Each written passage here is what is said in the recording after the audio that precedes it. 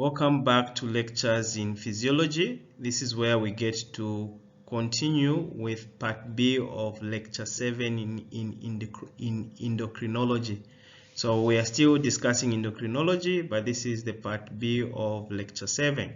This is where we get to discuss the functions of glucocorticoids. So remember the previous part of lecture 7, we are looking at the functions of mineralocorticoid, which is aldosterone. So here now we need to look at the glucocorticoids. So there are a number of hormones that we need to discuss, but the major hormone that we're going to discuss here is cortisol or hydrocortisol. At least 95% of glucocorticoid activity or the adrenal cortical secretions results from the secretion of cortisol, which is also known as hydrocortisone. So much of the hydrocortical activities provided by these hormones is due to cortisol, which is also referred to as hydrocortisone. In addition to this, a small but significant amount of glucocorticoid activity is provided by corticosterone. So the corticosterone can also provide glucocorticoid activity, but if you remember, the corticosterone has got glucocorticoid activity of 1 and mineralocorticoid activity of 1 as well. The effects of cortisol on carbohydrate metabolism.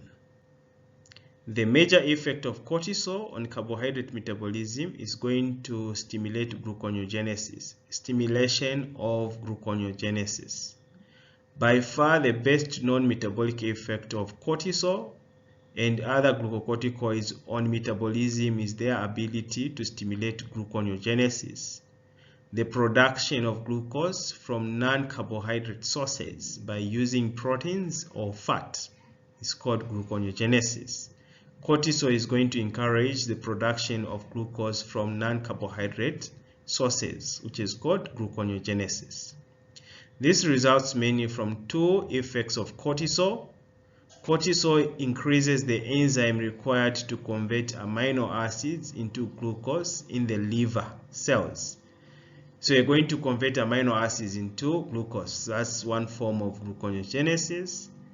Cortisol causes mobilization of amino acids from extrahepatic tissues, mainly from the muscles. You are also mobilizing amino acids from the muscles so that they could be converted into glucose in the liver cells. Decreased glucose utilization by the cells. Cortisol is going to cause decreased utilization of glucose by the cells. So the cells won't be using glucose. It will be using other forms of energy. So you're going to preserve glucose inside the cells and also outside of the cells. Decreased glucose utilization by the cells. A suggested mechanism is based on the observation that glucocorticoids depress the oxidation of nicotinamide adenine dinucleotide to form NAD+. So the oxidation of NADH to NAD+ is inhibited by cortisol, because NADH must be oxidized to allow glycolysis to proceed. This effect could amount or account for diminished utilization of glucose by the cells. It means that the cells can't undergo glycolysis. The glycolysis processes in the cells will be inhibited because there will be no oxidation of nicotinamide adenine dinucleotide, which is required for glycolysis to proceed. So it's going to be preventing glycolysis within the cells. So the cells, they are not going to be breaking down glucose in other ways. Elevated blood glucose concentration in adrenal diabetes. So you know to say cortisol, because it's inhibiting cells to use glucose, then it's stimulating hepatocytes to undergo gluconeogenesis so that you start producing a lot of glucose from non-carbohydrate sources. An elevated concentration of glucose can actually result into adrenal diabetes. Adrenal diabetes is because the elevated blood glucose concentration is due to the cortisol. So that is referred to as adrenal diabetes. both the increased rate of gluconeogenesis and the moderate reduction in the rate of glucose utilization by the cells cause the blood glucose concentration to rise. So the blood glucose concentration is going to increase. The increase in blood glucose in turn stimulates secretion of insulin. You know, to say if you have hyperglycemia, the insulin will be stimulated to be secreted by the beta cells in the pancreas. So the beta cells, they will start releasing a lot of insulin. For these reasons that are not entirely clear, high levels of glucocorticoid reduce the sensitivity of many tissues, especially the skeletal muscle and adipose tissue, to the stimulatory effect of insulin and glucose uptake and utilization. One possible explanation is that high levels of fatty acids caused by the effect of glucocorticoids to mobilize lipids from fat deposits may impair insulin's action on the tissues. So the fatty acid deposits that are mobilized from other tissues, they can interfere with the insulin receptors, causing resistance of the receptors. So I find that the cells won't be responding to insulin, and that will intensify the adrenal diabetes. You end up with diabetes, some kind of diabetes type 2, because of resistance of the receptor to insulin itself. The effects of cortisol on protein metabolism. Reduction in the cellular protein. So it's going to reduce the cellular protein because you are mobilizing this protein for gluconeogenesis. This is caused by both decreased protein synthesis and increased catabolism of protein already in the cells. So the protein that is already in the cells will be broken down for gluconeogenesis, and the production or the synthesis of protein will be inhibited by cortisol. So the end result, you have reduction in the cellular protein. Cortisol increases liver and plasma proteins. These increases are exceptions to the protein depletion that occurs elsewhere in the body. So you know to say that in most of the other cells, protein synthesis is inhibited, and also the catabolism of protein is going to increase for gluconeogenesis to take place within the hepatocytes. But the increase in cortisol is going to cause an increase in liver and plasma proteins, which is exceptional when you compare it to what is happening elsewhere in the body. The exceptions to the protein depletion that occurs elsewhere in the body. So in the liver and plasma, the proteins or amino acids, they are going to increase. Increased blood amino acids, diminished transport of amino acids into extrahepatic cells, and enhanced transport into the hepatic cells. So you are mobilizing a lot of amino acids to be transported into the liver cells, and other cells are inhibited to internalize the glucose. The protein that they are containing, these other cells, will undergo catabolism. It will be broken down into amino acids that will be mobilized for gluconeogenesis to take place. The effects of cortisol on fat metabolism, mobilization of fatty acids. This increases the concentration of free fatty acids in the plasma, which also increases their utilization for energy. So the cells are using free fatty acids as a form of energy and not carbohydrates. So the fat will be mobilized from adipose tissue, and then it will be transported to the cells to be used as energy. Cortisol also seems to have a direct effect to enhance the oxidation of fatty acids in the cells. Then after beta oxidation of fatty acids, you know to say that some of it can be used for gluconeogenesis to convert it into glucose. The increased mobilization of fat by cortisol combined with increased oxidation of fatty acids in the cells helps shift the metabolic systems of the cells from utilization of glucose for energy to utilization of fatty acids in terms of starvation or other stresses. We know that cortisol is also referred to stress hormone.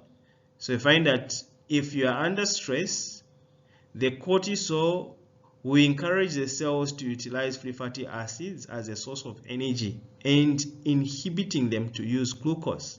So the blood glucose levels is going to increase under the influence of stress hormone. That can also cause a peculiar type of obesity, which is called central obesity. Obesity that is caused by excess cortisol levels. Despite the fact that cortisol can cause a moderate degree of fatty acid mobilization from adipose tissue, many people with excess cortisol secretion develop a peculiar type of obesity with excess deposition of fat in the chest and head regions of the body.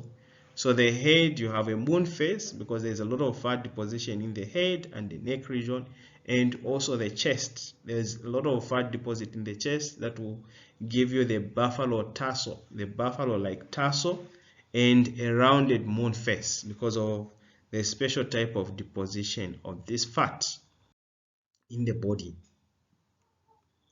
Cortisol is important in resisting stress and inflammation. You know, to say high levels of cortisol can block inflammation, so it's going to encourage the production of anti-inflammatory proteins. Then it's also going to inhibit the inflammatory proteins that are produced by the cells. So cortisol is called a stress hormone because it's going to be released under stress. So cortisol is very important in resisting stress and also inflammation.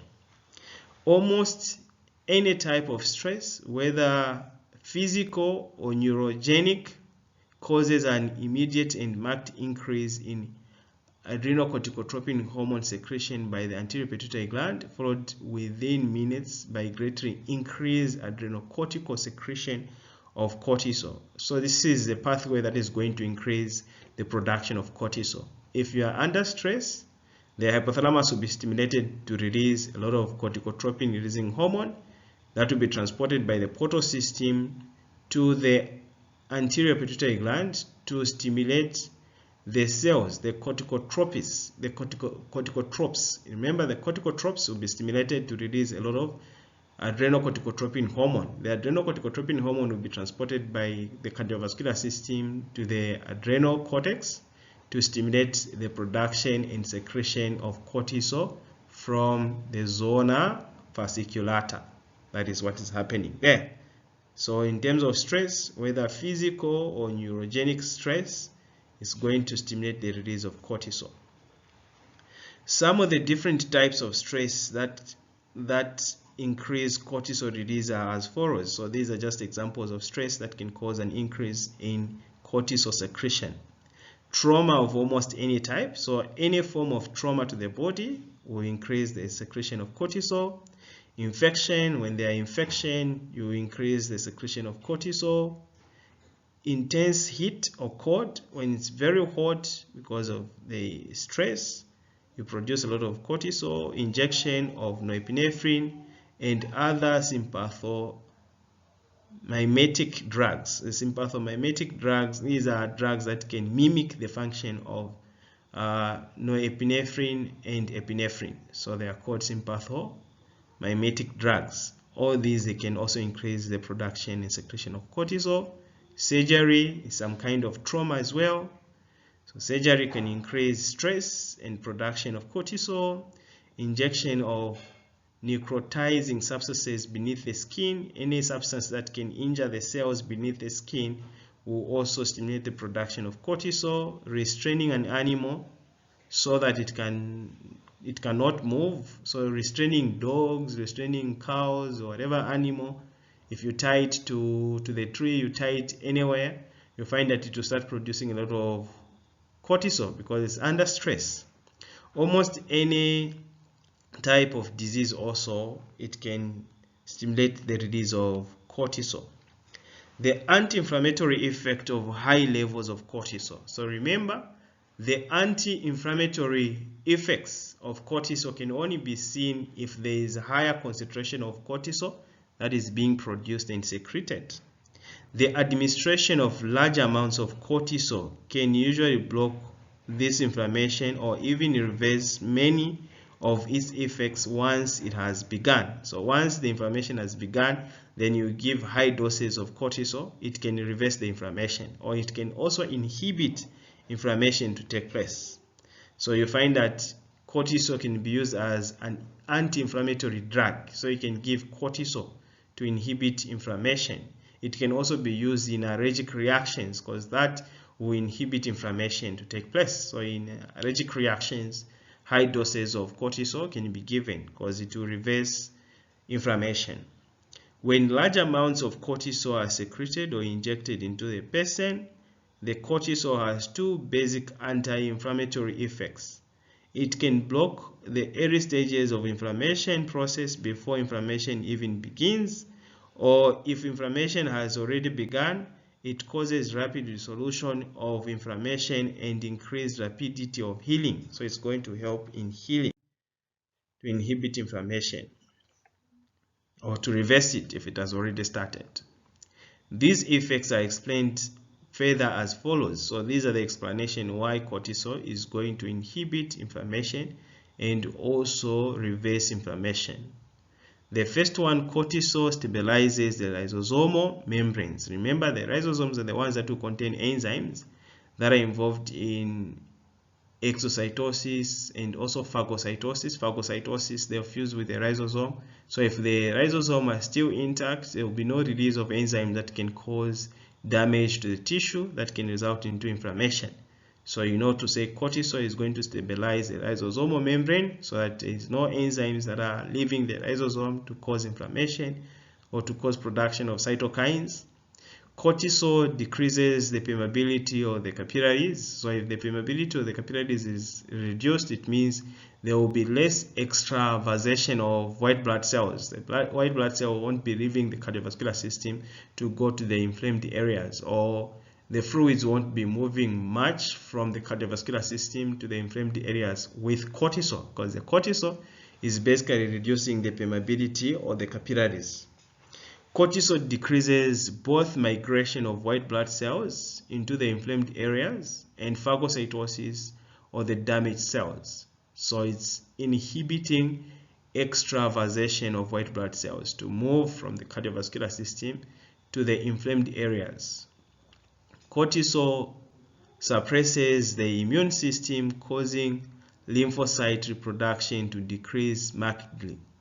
So there will be marked decrease in the production or proliferation of white blood cells, the leukocytes. Leukocyte production is reduced.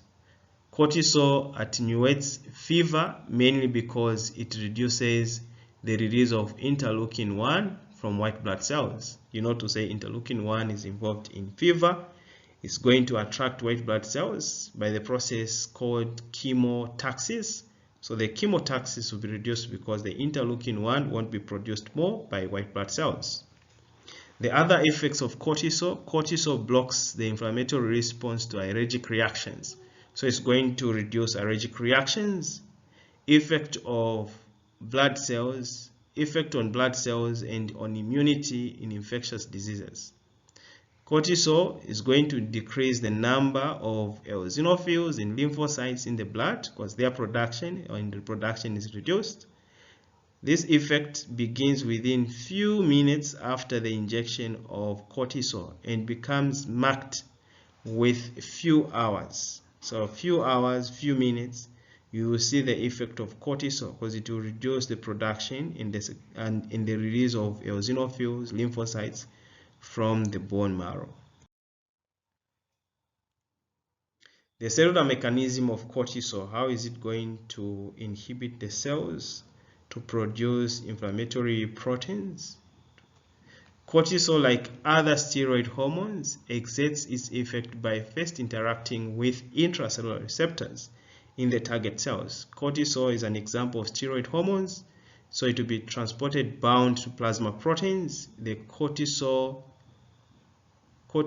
binding globulin. Remember the cortisol binding globulin that is transporting cortisol to the cells.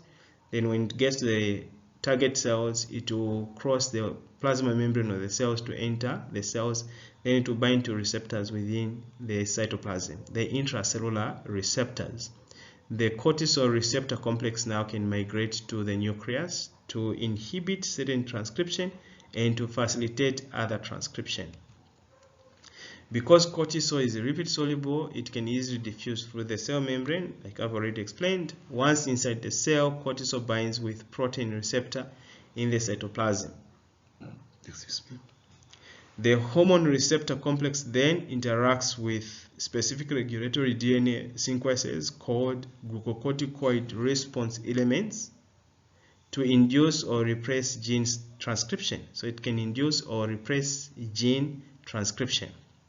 Other proteins in the cell called transcription factors are also necessary for the hormone receptor complex to interact appropriately with the glucocorticoid response elements in the cells. The glucocorticoids increase or decrease transcription of many genes to alter synthesis or production of messenger RNA for proteins that mediate their multiple physiological effects. That could be inflammation. Most of the metabolic effects of cortisol are not immediately, but require 45 to 60 minutes for protein to be synthesized and up to several hours or days to fully develop. So protein synthesis takes a bit of time, so you won't see the immediate effect of cortisol once you inject it. So you need a bit of time for the transcription to take place and then for the protein synthesis to start. This diagram is just summarizing the mechanism of cortisol on the cells. So let's say this is a target cell. The target cell has got the cell membrane, but cortisol, remember, is fat soluble. Once it has been transported by globulin proteins, it will cross the phospholipid barrier to the phospholipid membrane to enter the cells. In the cells, there's an enzyme that can convert cortisol to cortisone. So you can see we have the hydroxysteroid dehydrogenase that can convert cortisol into cortisone within the cell. Then the same cortisol can go and bind to cortisol receptors, the cytoplasmic receptor. This cortisol receptor complex has got non-genomic activation of anti-inflammatory proteins. So you can see that this complex, it can go and activate the anti-inflammatory proteins that will inhibit inflammation. So they will cause inhibition of inflammation by inhibiting the inflammatory proteins. So these inflammatory proteins will be inhibited, so they can't trigger inflammation. At the same time, it has got genomic signaling pathway. So the same cortisol receptor complex, it will diffuse into the nucleus. In the nucleus, it will trigger transcription of specific messenger RNA. These DNA dependent regulation or specific messenger RNA will go to the ribosomes to enhance the production of anti-inflammatory proteins. So you can see there is induction of anti-inflammatory proteins because there will be production of many of these anti-inflammatory proteins that will inhibit inflammation. At the same time, the same complex, it can inhibit or interfere certain mechanisms. Protein interference mechanism is going to interfere the transcription of messenger RNA that are responsible for the production of inflammatory proteins. So there will be no messenger RNA for inflammatory proteins. So the rough endoplasmic reticulum will be producing less of inflammatory proteins, so inflammation will decrease. So we have repression of inflammatory proteins. So this is how it's going to inhibit inflammation. But remember, it's also activating gluconeogenesis and other forms. It's encouraging cells to use more free fatty acids as a source of energy, preserving glucose. Then it's mobilizing a lot of amino acids for gluconeogenesis. So remember all the metabolic functions of cortisol. Regulation of cortisol secretion by the adrenal corticotropin hormone from the pituitary gland. I've already explained to say the hypothalamus is releasing corticotropin releasing hormone that will go and stimulate the corticotropes to release a lot of adrenal corticotropin hormone. The adrenal corticotropin hormone will go to the adrenal cortex especially the zona fasciculata, to stimulate those cells to produce and secrete a lot of cortisol. So cortisol secretion is going to increase. So how does the adrenocorticotropin hormone increase the secretion of cortisol? So you can see here that the adrenocorticotropin hormone is going to bind to those steroid producing cells. So we have adrenocorticotropin hormone that activates the adrenocortical cells to produce steroids by increasing cyclic AMP. So it's an example of G protein coupled receptor that will activate the conversion of ATP into cyclic AMP.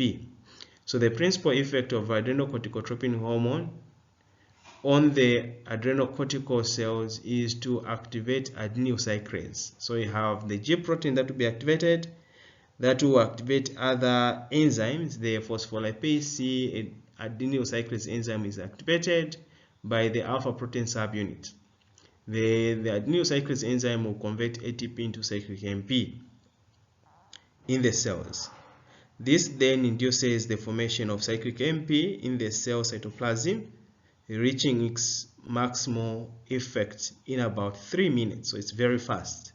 The most important of all is the adrenocorticotropin hormone stimulated step for controlling the adrenocortical secretion is the activation of the enzyme protein kinase A, because this protein kinase A is responsible is going to cause the initial conversion of cholesterol to pregnenolone. So the conversion of cholesterol to pregnenolone is facilitated by protein kinase A. It's a kinase is catalyzing a phosphorylation reaction, and then that can convert the cholesterol into the pregnenolone molecule, which is a precursor for cortisol.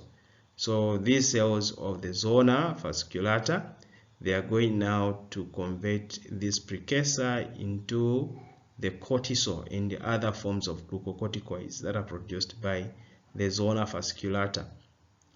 This initial conversion is the rate-limiting step for all the adrenocortical hormones, which explains why adrenocorticotropin hormone normally is necessary for any adrenocortical hormone to be formed, because of the first step, that is converting cholesterol to pregnenolone molecule.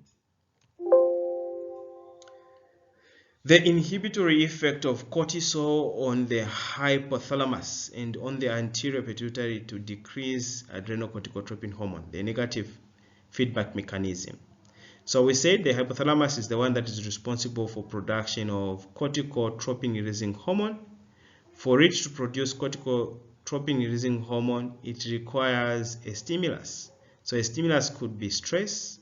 Stress is going to excite the hypothalamus to release a lot of corticotropin releasing hormone. This is a releasing hormone that will be transported by the portal vessel from the hypothalamus to the anterior pituitary gland. In the anterior pituitary gland, it will stimulate the corticotropes to release adrenocorticotropin hormone. The adrenocorticotropin hormone will be transported by the cardiovascular system to the adrenal cortex to stimulate the production of cortisol. So you can see cortisol secretion is increased. Remember, it's via the cyclic AMP that is activating protein kinase A, and then the protein kinase A is facilitating the conversion of cortisol, is facilitating the conversion of cholesterol into pregnenolone. The pregnenolone, then it will be converted into cortisol. The cortisol, it has got negative feedback effect on the hypothalamus and the anterior pituitary gland. The higher concentration of cortisol is going to inhibit the hypothalamus, is also going to inhibit the anterior pituitary gland to produce the corticotropin releasing hormone in the adrenocorticotropin hormone from the hypothalamus and the pituitary gland. Remember, the anterior pituitary gland. The cortisol itself, it has got metabolic effects. So you can see the cortisol can cause gluconeogenesis. It will increase gluconeogenesis of the cells, especially the hepatocytes. Protein mobilization. You are mobilizing a lot of protein from extrahepatic cells for gluconeogenesis to take place. is causing fat mobilization and deposition of fat in certain areas like the head and the chest, giving you the moon face and the buffalo tassel appearance. Then it will stabilize lysosomes. The stabilization of lysosome is going to inhibit inflammation. And all these metabolic functions, it will relieve the stress. So there will be relief of the stress, then you feel much better after that because of cortisol. That's why cortisol is also referred to as stress hormone. The circadian rhythm of glucocorticoid secretion. So the secretion of cortisol is high early in the morning and low late in the evening. So just not to say early in the morning you have high levels of cortisol, then late in the evenings we have low release of cortisol. This is the circadian rhythm of glucocorticoid secretion. This effect results from a 24-hour cyclical alteration in the signals from the hypothalamus that cause cortisol secretion. When a person changes daily sleeping habits, the cycle changes correspondingly. Therefore, measurements of blood cortisol levels are meaningful only if expressed in terms of time in the cycle at which the measurements are made, because the time itself has got an effect on the rate of cortisol secretion. If you are getting your sample early in the morning, you expect the cortisol levels to be high. If you are getting your sample late in the evening, then you know to say the cortisol levels has to be low because of the circadian rhythm of glucocorticoid secretion. The adrenal androgens. The adrenal androgens, they are produced by the zona reticularis. Several moderately active male sex hormones called adrenal androgens, the most important of which is dihydroepiandrosterone. So the dihydroepiandrosterone is the most important, are continually secreted by the adrenal cortex, especially during fetal life. So during fetal life, the adrenal cortex is releasing a lot of androgens, especially the dihydroepiandrosterone. Also, progesterone and estrogens, which are female sex hormones, are secreted in minute quantities or smaller quantities. Normally, the adrenal androgens have only weak effects. In humans, the adrenal androgens also exert mild effects in female, and not only before puberty but also throughout life. So you find that in females there is production of androgens as well. So those androgens, they are responsible for growth of pubic and axillary hair in female, which results from the action of these hormones. So you find that there is growth of axillary hair and pubic hair in females as well, because they are also producing some amount of androgens. We are done with the normal physiology. Let's move on to the abnormalities of adrenal cortical secretions or diseases that are affecting the adrenal glands. The first one being the hypoadrenalism or the Addison's disease. The hypoadrenalism or Addison's disease. Addison's disease results from failure of the adrenal cortices to produce adrenocortical hormones. So if the adrenocortical hormone for some reason is not producing enough adrenocortical hormones, then you know to say you have hypoadrenalism. In other way, the adrenal cortex is not producing enough hormones. Most commonly caused by autoimmune destruction of adrenal cortex and causes acute adrenal crisis. The adrenal crisis is caused by an autoimmune disease. So your own immune cells will start producing antibodies against the zona glomerulosa, zona fasciculata, or zona reticularis. The adrenal cortex is destroyed by those antibodies. Then the adrenal gland will stop producing much of the hormones, then you end up with adrenal crisis. It is characterized by the following. There will be reduced in the adrenal glucocorticoids, androgens, and mineralocorticoids. Of course, the production of cortisol, corticosterone, the production of androgens, the production of mineralocorticoids like aldosterone will reduce because the cortex is affected, is being damaged by the antibodies. Then there will be an increase in the adrenocorticotropin hormone.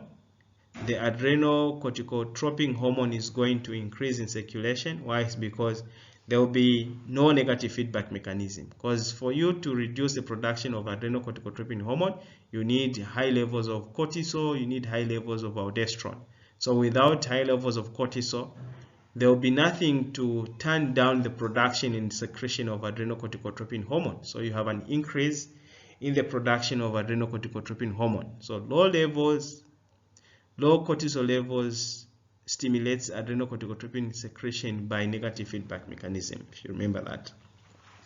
There will be hypoglycemia because you are lacking cortisol. Cortisol is preserving glucose, is activating gluconeogenesis so that you produce a lot of glucose from non-carbohydrate sources. So without cortisol, you end up with hypoglycemia. The cells now will be using a lot of carbohydrate, they'll be using a lot of glucose. There will be less of gluconeogenesis taking place. Then you can have weight loss. So there will be weight loss here. Why are you having weight loss? It's because now you are not having a lot of these hormones. Then to some extent you are using the carbohydrates. Then there is deposition of protein is not that much in some of these cells, and then that will result into weight loss. There will be weakness, nausea, vomiting, hyperpigmentation, reduced pubic and axillary hair in women. So this one is selective just in women. Why? It's because in males there is another source for androgens. So the testes, they are also producing androgens. In females, the adrenal cortex is the one that is producing the androgens. So if the adrenal cortex is damaged, it's not producing the androgens, then the pubic hair and the axillary hair will reduce in women. That's why it's just affecting women, because in men they still have testes to compensate for androgens. In women's, again, the ovaries, they could produce a bit of androgens, but it's not enough to cause development of hair, the pubic and axillary hair. Then of course there will be hypotension, hyperkalemia, and metabolic acidosis because of lack of aldosterone. So remember, aldosterone is increasing reabsorption of sodium. That will cause reabsorption of water, increasing the blood volume. That will increase blood pressure. So without aldosterone, there will be reduced blood pressure, which is referred to as hypotension because of reduced blood volume. You'll be losing a lot of fluids in the urine. There will be hyperkalemia because you are not exchanging the potassium with sodium, so the body will retain the potassium, hence hyperkalemia. That will have an effect on the function of the nervous system. Then there will be metabolic acidosis. Under normal circumstances, if you have an increase in aldosterone secretion, some of the hydrogen ions will be exchanged with potassium. But now, because you are not secreting a lot of potassium, less of the potassium will be exchanged for hydrogen ions. Then there will be retention of the hydrogen ions in the body. That will decrease the body pH, causing metabolic acidosis. So all this is due to deficiency in aldosterone. This is John Kennedy prior to being treated for Addison's disease. You can see he was just okay on the face, but in 1960 there was facial swelling. The facial swelling was one of the effects of cortisone treatment for Kennedy's Addison's disease. So he had Addison disease. So they used cortisol to treat Addison disease. Remember, in Addison disease, there is a hypoadrenalism. It means that the adrenal cortex is not producing much of those hormones. So you can give external source of hormones to treat Addison's disease. So if you overgive cortisone to a person, Remember, it's going to cause that peculiar accumulation of fat and obesity in a person. There will be a deposition of fat around the head or the face, and also the chest, somewhere around the chest. So they will have the buffalo tarsal appearance and also a moon face. So you can see the face was changing here. Here it's more round because of the fat deposition. That is as a result of extra amounts of. So hypoadrenalism is referred to as Addison disease. Then hyperadrenalism is also called Cushing syndrome or Cushing's disease.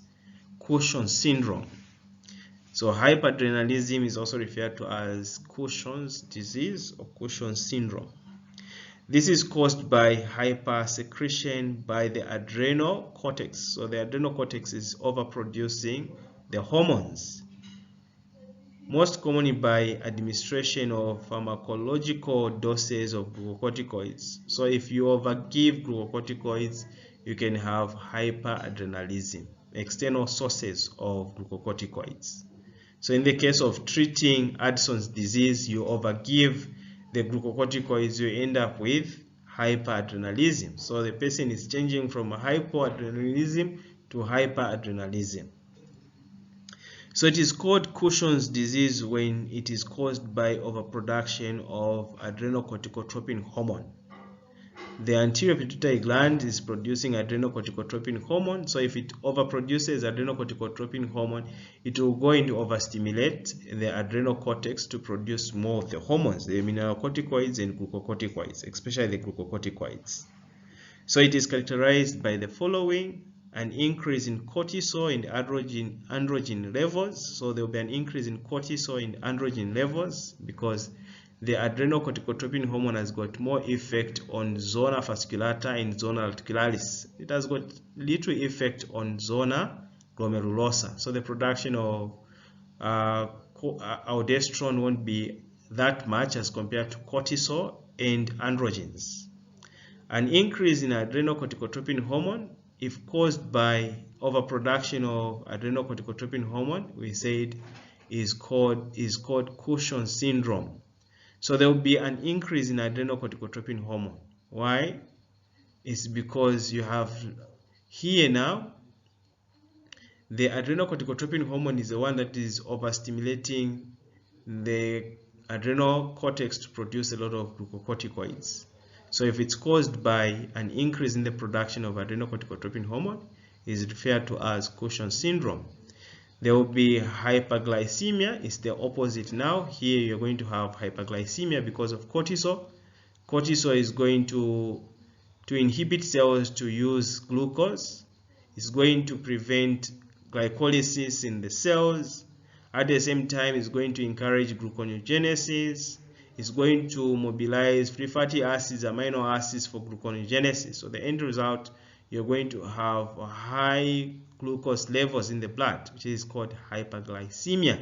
And remember, that can also result into adrenal diabetes because the receptors for insulin, there will be resistance to insulin because of the free fatty acids that are being mobilized. They can interfere with the insulin receptors that can bring about type 2 diabetes that is caused by an increase in cortisol.